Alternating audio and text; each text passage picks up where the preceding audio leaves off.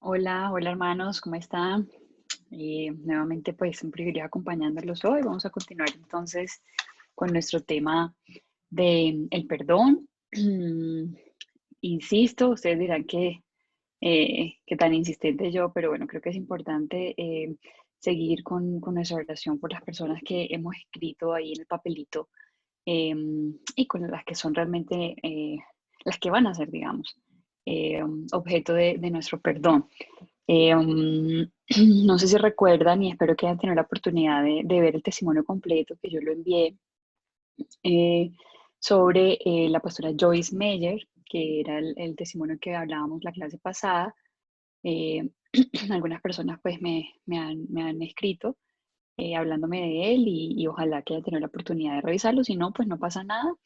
La idea es que pues después de esa clase la puedan dedicarle un tiempito. Son 45 minutos, pero realmente son 45 minutos que pueden cambiar nuestra vida. Entonces, sí se los recomiendo.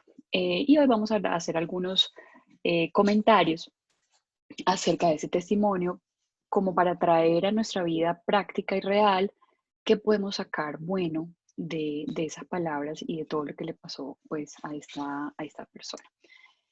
Sabemos que ella fue víctima pues de maltrato psicológico, abuso sexual, amenazas, sufrió muchísimo durante su infancia hasta sus 18 años. Su familia todo era un caos, la mamá nunca pudo escapar de los maltratos, tampoco el papá, porque también la maltrataba a ella, y no supo cómo enfrentar la situación. Su hermano, no sé si recuerdan, yo la Susana no les dije mucho, pero en el testimonio aparece su hermano. El papá lo único que le enseñó fue tener mujeres y pues estar en el alcohol, en la bebida y en las drogas. Entonces, pues sí, tuvo un desorden de vida terrible. Y finalmente, pues, eh, ella habla de que al fin está, pues, después de tanto tiempo en un sitio como para reformar personas con dependencia a las drogas.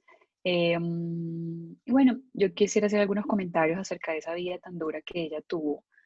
Y yo creo que como mirando su testimonio, pensamos en cómo podemos nosotros superar las heridas. Yo sé que de pronto alguno de ustedes ha pasado por lo mismo, Dios quiera que no, pero es algo común, o sea, no es algo tan lejano a la realidad de muchas familias. Uno incluso podría pensar que es más común de lo que uno podría imaginarse, ¿sí?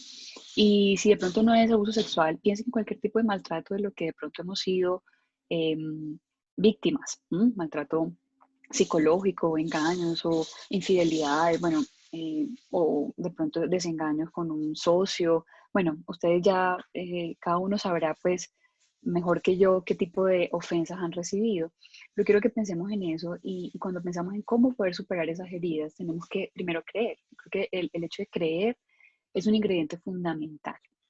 Creer además que nuestro sufrimiento le interesa a Dios y que Él, como cualquier padre amoroso que es, quiere sanarnos y quiere que además nos sintamos, perdón, completos en Él. Y creo que entender, digamos, lo que ella pudo ser capaz de hacer, perdonar una cosa tan grande, tan dolorosa, tan cruel, porque creo que no hay otra palabra para describir eso, em, es entender un poco que el perdón que nosotros damos, no lo damos porque somos buenas personas, los damos porque hemos decidido hacer lo que Dios quiere para nosotros. Y esa capacidad de perdón nos la va a dar es Dios. Y eso tenemos que creerlo, es un acto de fe. Yo pensaba en todo el testimonio de ella, todo lo que dice de que sintió vergüenza, sintió temor, de que en su infancia nunca se sintió segura, que eso obviamente marcó mucho su infancia. El tema de la desconfianza, ¿no? Porque ella luego habla de que después cómo pudo restaurar sus relaciones. Ella habla de que tiene un matrimonio de 43 años, 4 hijos, 10 nietos, creo que es lo que dice, o sea, un matrimonio absolutamente maravilloso. Entonces, uno como eh, se mete en una relación, digamos, matrimonial en donde la confianza, la seguridad, hay que vencer temores, hay que vencer esa vergüenza. ¿Y cómo fue posible? Y ella habla de que al principio le costó, obviamente, al principio lucha, pero yo creo que Dios restaura también los corazones, que incluso todos esos síntomas que uno puede tener después de una desilusión, Él lo va restaurando y Él nos va enseñando en quién depositar confianza y en quién no.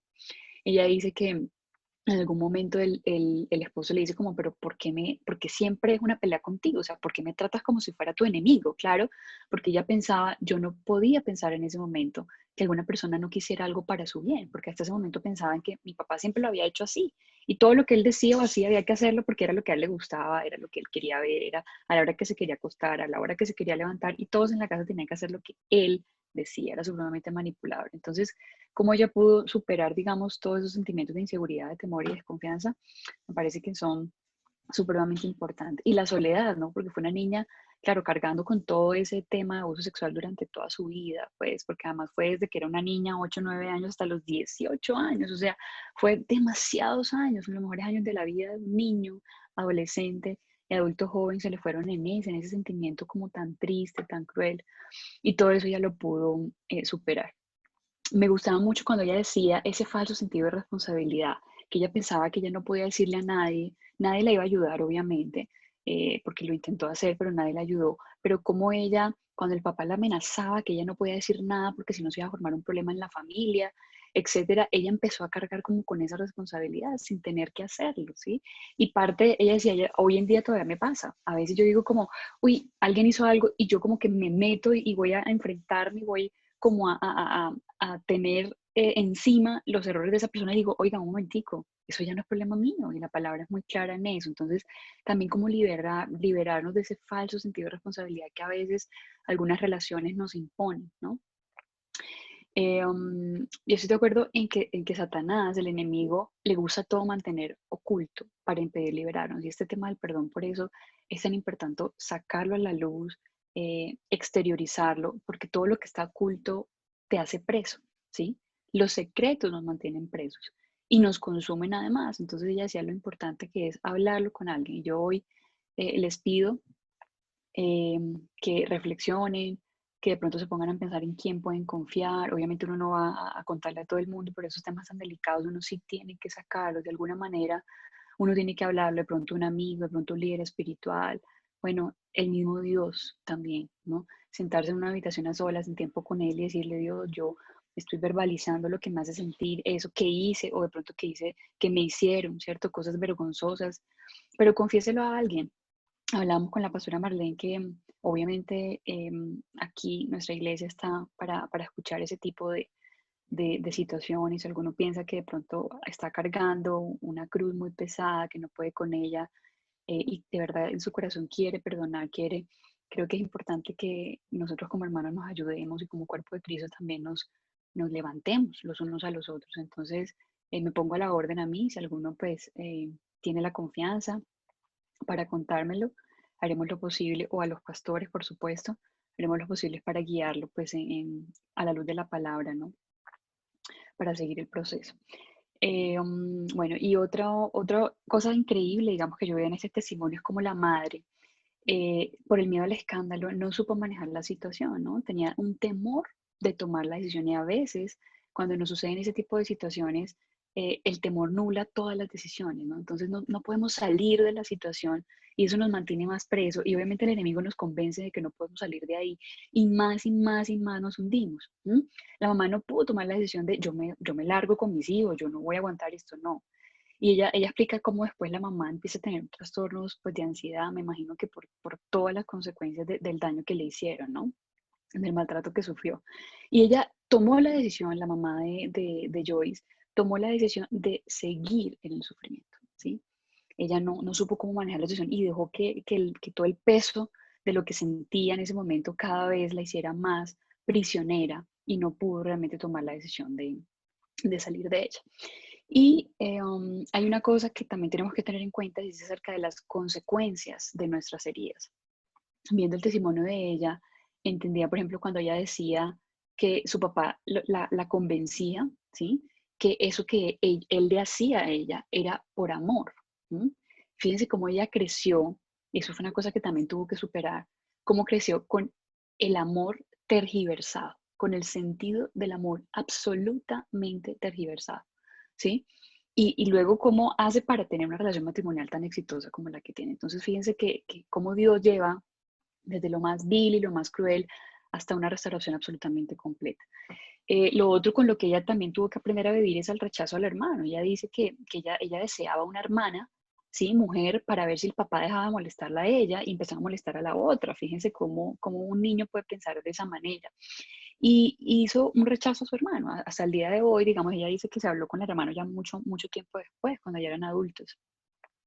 Lo otro con lo que tuvo que aprender a vivir, que me pareció pues realmente como muy conmovedor, fue que ella algún día se miró al espejo y dijo, ¿sabe qué, Joyce? Yo no tendré nunca unos padres que me amen apropiadamente.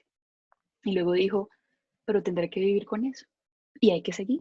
Y siguió, o sea, a pesar de eso que es absolutamente doloroso, a pesar de entender que ella nunca tendría un papá en quien sentarse de pronto en las piernas, en quien besarlo sin necesidad de que eso se convirtiera en algo más, de pronto una mamá a la que pueda ir de pronto a tener un consejo, ¿sí? Ella entendió que ella no iba a tener eso.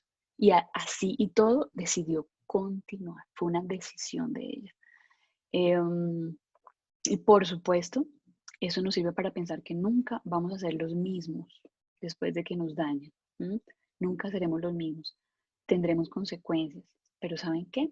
La esperanza está en que seremos algo mejor en Cristo. Ella pudo superar absolutamente todo eso que vivió, todas esas consecuencias con las que les tocó vivir, para convertirlas en algo mejor. Y eso es lo que hace Cristo. Eso es lo que hace Dios. Él restaura.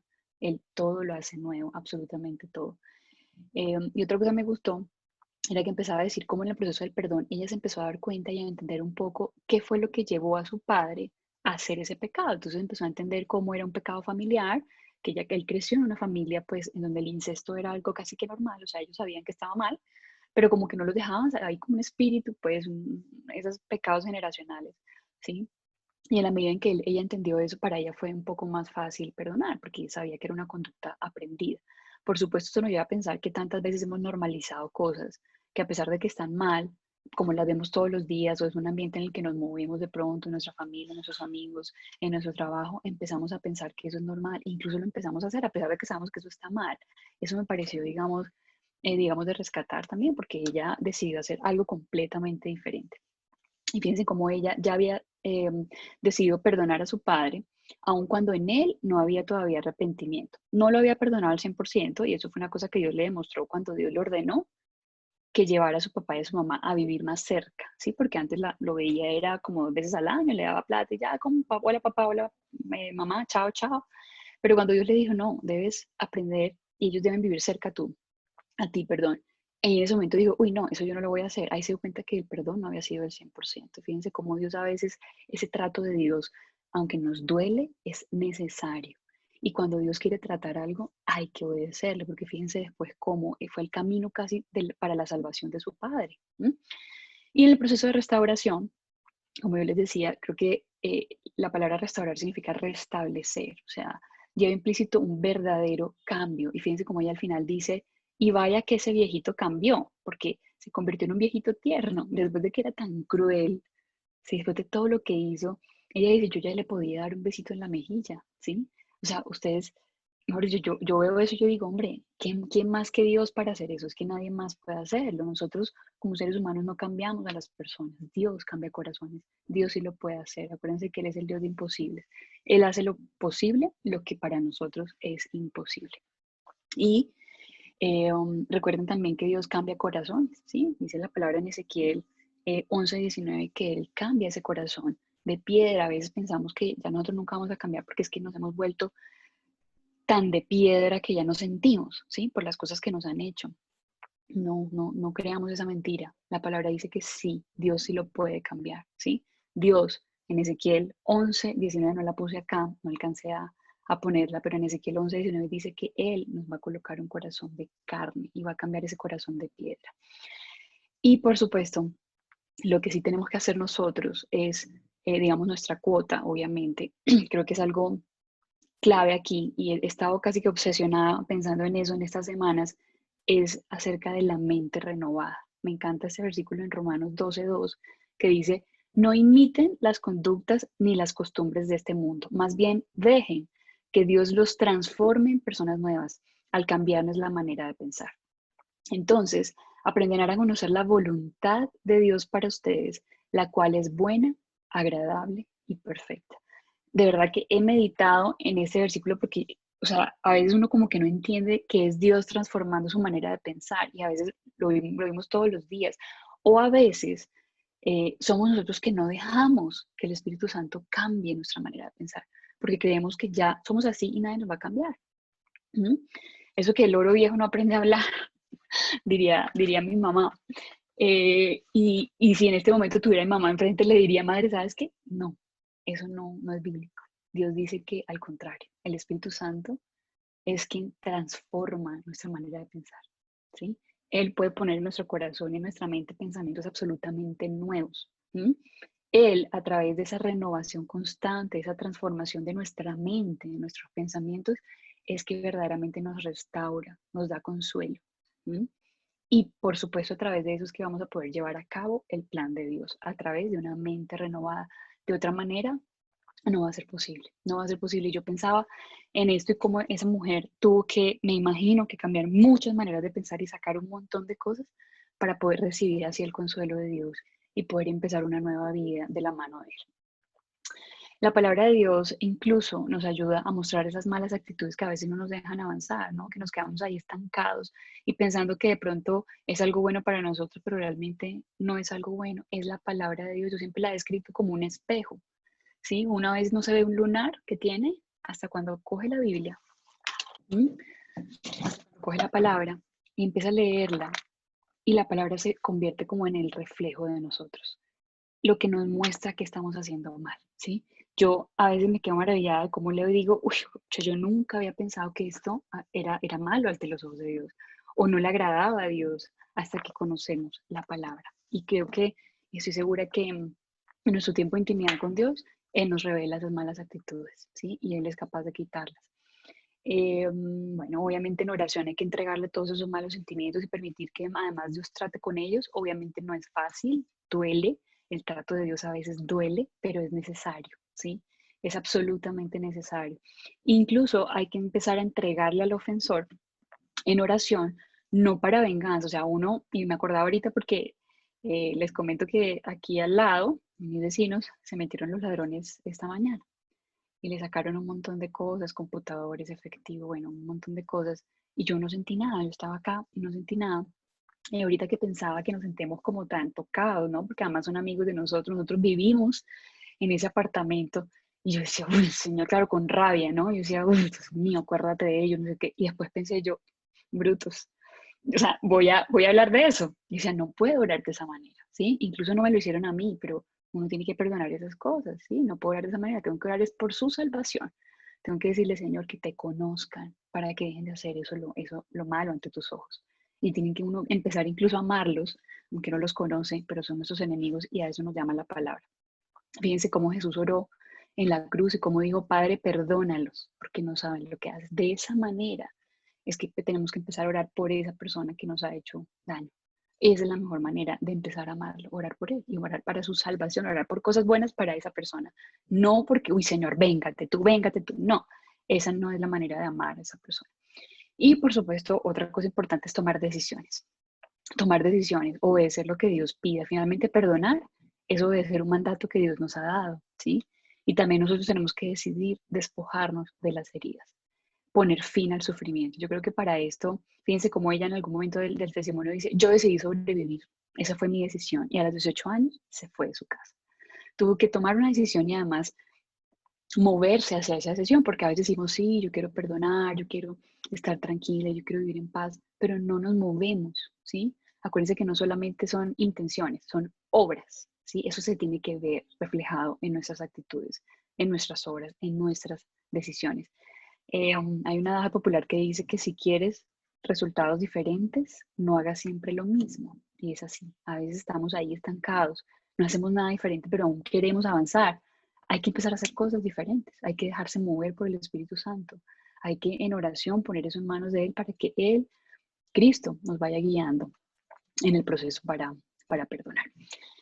Entonces, bueno, hasta ahí esa parte, digamos, del testimonio. Ojalá que tengan la oportunidad de verlo porque realmente edifica. Cosas que yo les digo acá, pues no se compara con lo que yo sé que Dios les va a entregar a través de escuchar realmente todo el testimonio, porque cada quien tiene una interpretación diferente, por supuesto, y esa fue mi interpretación, pues la mía, ¿no? La mía que yo hago a la luz de la palabra y de cómo creo que ella logró salir de ahí.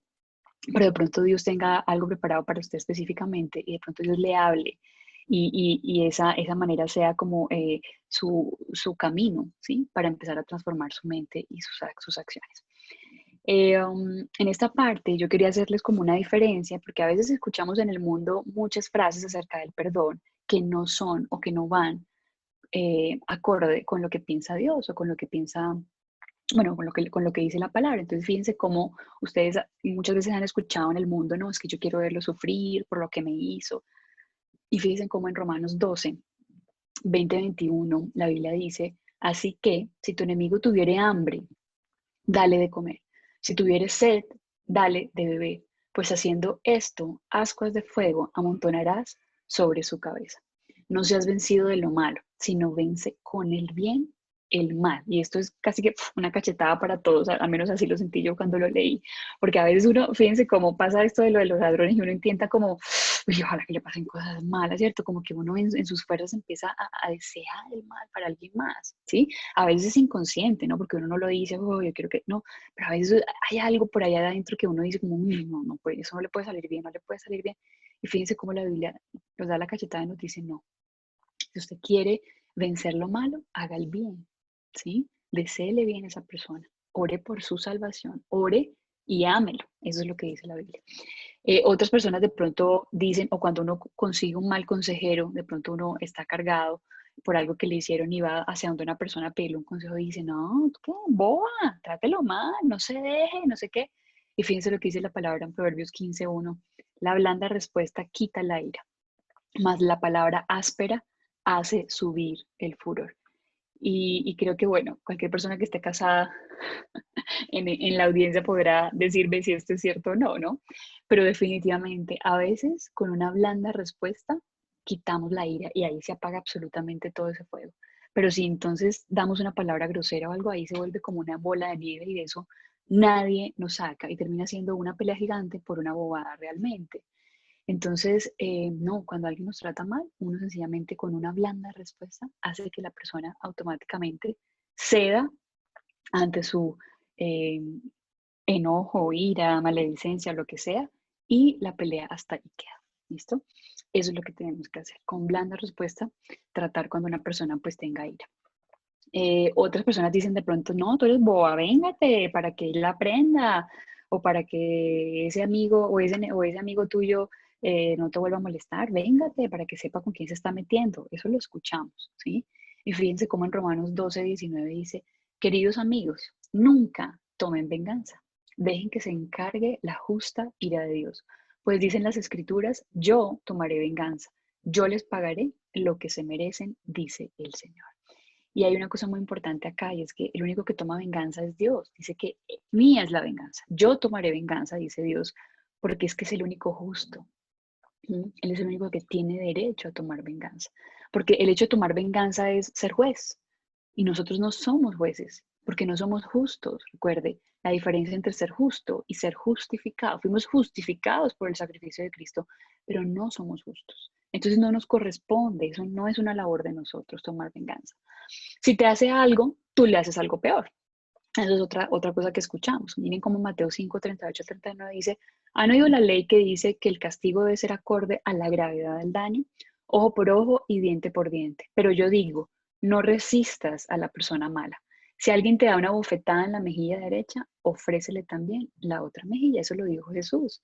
Y aquí haciendo como una interpretación de eso, pues uno dirá, no, entonces cada vez que me hagan algo, entonces yo tengo que, mejor dicho, me robaron, entonces venga, yo le doy más. Bueno, yo hablaba justamente con el pastor acerca de cómo establecer un punto medio, porque yo creo que, como él lo dice, como manso, pero no menso, ¿no? O sea, uno es manso porque la mansedumbre es un fruto del espíritu y tenemos que vivir en mansedumbre, ¿sí? Pero tampoco menso, tampoco es que, ay, venga, así, dejar aprovecharse a las otras personas o dejar que siempre seamos los bobos del paseo o dejar que siempre nos pasen las cosas malas a nosotros, no, tampoco, porque la Biblia también habla del principio de justicia, ¿sí? Y a veces digamos, las situaciones a veces se caen de su peso que no es justo. O sea, no es justo que a uno le roben algo por lo que uno ha trabajado, por ejemplo, ¿sí? no es justo. Entonces, sabemos que eso está mal, sabemos que ellos han hecho lo malo, ¿sí? Entonces uno tampoco puede decir, ah, entonces me robó, ah, listo, venga, tenga eso también que se le olvidó. No, pues, o sea, no hablamos de eso, ¿cierto? La Biblia dice es que hay, en nuestro corazón debemos tener una actitud de humildad ante eso. Si nos han pegado, en vez de tomar venganza, lo que tenemos que hacer es ser humildes y decir, bueno, está bien, te ofrezco la otra mejilla, pero de una manera, digamos, siempre siguiendo los principios de justicia. Bueno, y buscando la paz. Si yo les pudiera preguntar, porque esto fuera interactivo, porque sí me hace falta realmente poderlos ver y poderlos escuchar, pero si yo les preguntaría a ustedes, ¿ustedes creen que podemos estar en paz con todas las personas del mundo? Cada quien pues tendrá su manera de pensar, algunos dirán que sí, otros dirán que no. Eh, y sería bueno que pensáramos en el por qué, pero fíjense cómo en Romanos 12:18 dice, si es posible, en cuanto dependa de vosotros, estar en paz con todos los hombres. Pues definitivamente yo no puedo obligar a todos a buscar la paz conmigo. Hay personas que son peleoneras por naturaleza, de verdad, que uno, o sea, uno no le ha terminado de decir la frase y ya están como con 3 piedras en la mano. Hay personas que son peleoneras, ¿sí? Así que yo no puedo decidir sobre esa persona ha sido ser peleonera conmigo, pues yo no puedo decidir. Pero lo que yo sí puedo hacer es de mi parte, ¿sí? De mi parte, si depende de mí, estar en paz con ellos. Es decir, pues no buscarle pelea, ¿sí? Yo puedo hacer mi parte. Y también, si esa persona me ha ofendido, en vez de buscarle más pelea, lo que yo hago es perdonarlo y sencillamente irme. Y, ojo, también cuando yo me he equivocado, parte de buscar la paz es también pedir disculpas. Eso lo vamos a ver en la próxima clase, ¿no? Que eso es perfectamente como el complemento a todo esto. No podemos esperar que nos perdonen si nosotros no sabemos tampoco pedir disculpas. Por supuesto, cuando alguien de pronto nos ha hecho algo, la Biblia dice que hay que hablar con el ofensor, si es necesario. Mateo 18:15 dice, por tanto, si tu hermano peca contra ti, ve y repréndele estando tú y él solos, ¿sí? No hay que hacer quedar mal a la gente porque sí. Estando él y yo solos, voy y le digo, mira, no me gustó eso que me hiciste. Entonces le reprendo. Y si me oyere, he ganado a un hermano. Entonces, finalmente, ¿cómo logramos perdonar? Creo que es un proceso, además un compromiso personalizado porque cada persona ha tenido una lucha diferente, una ofensa diferente y esa decisión depende además de muchas otras. Pero creo que sí necesitamos dejar atrás el sufrimiento y para llegar al perdón necesitamos poner en práctica, o sea, no solamente tiene que quedarse aquí en la cabeza, sino además eso se tiene que ver en sus acciones. ¿Listo? Tenemos que empezar a poner en práctica, uno, reconocer el gran valor del perdón y cómo además puede mejorarnos la vida, porque esa parte, digamos, de motivación hacia lo que vamos, hacia lo que obtendremos cuando podamos otorgar el perdón, creo que es un aliciente muy grande para nosotros. Identificar también lo que es necesario remediar, qué es lo que tiene que ser perdonado y por qué. Considerar obviamente unirse a un grupo. Yo creo que Dios nos hizo seres humanos sociales para vivir obviamente acompañados y hay que también aprovecharse de eso, de lo bueno que es tener un amigo con quien hablar, de lo bueno que es tener alguien con quien desahogarse, de lo bueno que es tener un líder espiritual para salir de estas dudas. Y creo que, bueno, nuevamente les vuelvo a decir, estamos a la orden para ustedes. Hay que reconocer también las emociones que te provocan el daño que te hicieron y la manera como afectan tu comportamiento, o sea, las consecuencias que hablábamos, ¿sí? Y hay que esforzarnos por descargarlas. Y finalmente, tomar la decisión de perdonar, ¿sí? Dejar atrás, a veces nos victimizamos y no, pero es que a mí me pasó, pero es que a mí no sé qué. Y eso realmente no nos sirve para avanzar. No nos podemos enfocar en el problema, nos tenemos que empezar a enfocar en la solución. Yo a mis pacientes siempre cuando me llegan consultando por alguna cosa, entonces no es que no he podido dormir, doctora, es que yo no puedo dormir, es que tengo muchos problemas de las deudas y no sé qué. Entonces yo le digo, bueno, ¿y tú qué solucionas en la noche? Porque dicen que no pueden dormir. O sea, no piensan eso en el día, pero en la noche sí. No, doctora, nada, no soluciono nada. Y yo, listo. Entonces, no te preocupes en la noche, porque en la noche pocas cosas uno puede solucionarlas, ¿sí? Y lo que sí vas a hacer es que se te va a dañar el sueño y al día siguiente te vas a sentir más ansiosa, más deprimida, etcétera, etcétera. Ocúpate en el día. Preocuparse no sirve. Preocuparse no sirve, ahí es que ocuparnos de la solución, ¿listo? Cuando estamos preocupados no hacemos nada, o sea, no nos ocupamos en la solución. Y aquí se trata de soluciones, ¿listo? Es dejar atrás ese papel, es de liberarnos del control y el poder que eso que nos hizo esa persona tuvieron en nuestra vida. Uno no es responsable por lo que las demás personas hacen, ¿sí? Pero uno sí es responsable por cómo eso nos hace sentir y hasta qué punto tienen poder en nuestra vida. Somos nosotros los que le otorgamos ese poder y tenemos que decidir no seguírselo otorgando. ¿Mm? Hay nosotros tenemos muchas excusas para no perdonar. Uno de ellos es que no es que esa persona que me hizo daño no merece el perdón. Entonces, yo le recuerdo que usted no es Dios, ni siquiera es justo, solamente fue justificado por Cristo. Y a usted no le corresponde juzgar, déjeselo a Dios. Es el único que lo puede hacer de una buena manera porque Él sí es justo, ¿sí? Además, Él es todopoderoso y Él es omnisciente, omnipotente y omnipresente. Usted no. Y usted no conoce el corazón de las personas, Dios sí. Si lo perdono, le doy pie para que me ofenda nuevamente. Entonces hay una cosa, perdonar es diferente a reconciliar. No siempre podemos perdonar y la relación sea restaurada. No siempre podemos reconciliarnos con esa persona. Pongo un ejemplo, por ejemplo, un socio, ¿sí? Eh, que de pronto me estafó una vez. Yo que voy a volver a poner mi dinero en manos de esa persona que ya me mintió una vez. A menos de que yo se lo diga, pero pues no suena muy obvio, ¿cierto? Entonces no siempre hay que reconciliarse. O en el caso, por ejemplo, de los matrimonios, en caso de infidelidad, ustedes saben que la Biblia da 3 motivos claros acerca de divorcio. Yo creo que siempre uno tiene que propender por la reconciliación, sobre todo en un matrimonio, porque es una institución sagrada para Dios además, ¿sí? Pero uno tampoco va a ser el bobo del paseo, pues, ¿sí? Entonces, infiel, infiel, infiel, y no se arrepiente y sigue siendo infiel, infiel, infiel. Hombre, si Dios le dice, o sea, usted tiene que orar, eso es decisión propia porque nadie le va a ayudar ahí, nadie le va a aconsejar divorciarse, no a nadie, ¿sí? Porque, o sea, no estaría bien, es una decisión que usted lo tiene que tomar. Pero creo que tampoco tenemos que juzgar a nadie porque haya tomado una decisión con una razón de peso, que además es bíblica, ¿listo?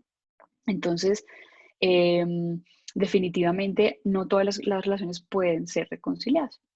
Y las personas, obviamente, además de perdón, también requieren corrección, pero es un tema diferente. ¿Sí? El objetivo del perdón no es cambiar a las personas. Además que nosotros en nuestras fuerzas no vamos a cambiar a nadie. No cambiamos personas, nosotros no podemos. La única transformación real la puede hacer es Dios, la única verdadera, porque Él es todopoderoso. Y otra cosa que utilizan es, quiero verlo sufrir así como me hizo sufrir a mí. ¿Mm? Y entonces ahí nos estamos poniendo es en el lugar de Dios. ¿Sí? Y la venganza solo es de Dios, porque es el único justo. Y ustedes saben que la justicia divina sí existe. Yo personalmente sí creo que la justicia divina existe. Y sé que Él le dará el mejor castigo si así es su voluntad. A veces no. Entonces uno está deseando que lo castigue, ¿no? Pero castígalo, Señor. ¿Qué pasa? Que no veo el castigo en su vida, pero es que ¿por qué no? No. Y a veces no. A veces Dios no lo castiga de esa manera. Pero a veces la, la excusa de Dios, o más bien la situación que Dios utiliza para traer a esa persona a sus pies. Y ojo, usted tiene que ser sensible a eso, ¿sí? A veces es la excusa para llegar a Cristo, entonces usted no puede meterse en eso, pidiendo pues que lo castiguen cuando realmente lo que Dios quiere es traerlo, ¿sí? Hay que ser sensibles a eso. Entonces, me quedan unos minuticos, entonces empecemos esta parte sobre qué es y qué no es el perdón, ¿listo? Eh, Perdón no significa olvidar. Hay personas que dicen, no, o sea, yo perdono cuando olvido. No, usted no tiene Alzheimer, ¿sí? Dice una cosa que les explico a mis pacientes. Los únicos que tienen esa capacidad para olvidar tan fácilmente son las personas que tienen demencia, ¿sí? El Alzheimer, sobre todo, es una enfermedad pues, que se caracteriza por alteraciones de la memoria, sobre todo. Usted no tiene Alzheimer, usted tiene un órgano muy bonito en el cerebro que se llama hipocampo, que guarda todas sus situaciones, sus episodios, sus anécdotas, todo lo que vive. Y hay un problema con el hipocampo y es que el hipocampo está muy relacionado con las emociones. Entonces, por eso usted recuerda más probablemente cosas que lo han hecho sufrir o cosas que lo han hecho sentirse feliz, porque es natural que uno recuerde eso, porque así funciona nuestro cerebro. Entonces, no espere a que usted borre la ofensa para poderlo perdonar, porque hay momentos en que uno nunca borra, eso, toda la vida la ofensa va a estar ahí. ¿Qué le hace ver que usted ya perdonó? Que usted se acuerda de la ofensa, pero que ya no produce ese sufrimiento en usted. Ojalá fuera tan sencillo borrar. O sea, uno como que apretar un switch y decir, ya no me acuerdo y listo, ya perdoné. No, usted va a seguir acordándose, ¿sí? Usted va a seguir acordándose de eso, probablemente por mucho tiempo. A veces de pronto se va borrando y listo, pero lo que usted no puede permitir es que esa misma ofensa tenga el mismo impacto en su vida. ¿Listo? Otra cosa que dicen es que no significa permitir que nos sigan manipulando. Lo que veníamos haciendo, lo que veníamos diciendo, no siempre es de reconciliación. En amor hay que confrontar al que ofende. Podemos decir que le hemos perdonado, pero que no seguiremos pasivos. ¿Listo? No seguiremos pasivos, no nos vamos a hacer los bobos del paseo, vamos a manejarnos en mansedumbre, pero tampoco, digamos, dándole siempre la razón a la otra persona. Entonces no podemos seguir que nos ofendan y que nos sigan haciendo daño. Tenemos también que tener el carácter de Dios para eso. Y finalmente los dejo con este versículo, Job 11, 16, 18, para que ustedes vean cómo uno sí puede olvidar, no la ofensa, ¿sí? Pero sí cómo esa ofensa lo hizo sentir a uno, ¿sí?